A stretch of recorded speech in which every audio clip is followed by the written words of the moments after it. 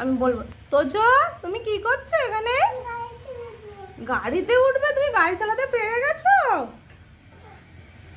তুমি কি করবে এবার? গাড়িতে উঠে গাড়ি চালাবে নাকি?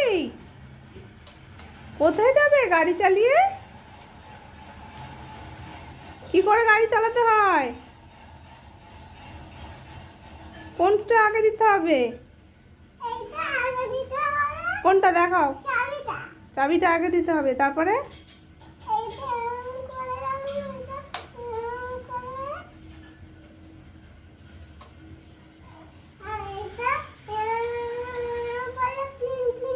হ্যাঁ হর্ন বাজবে।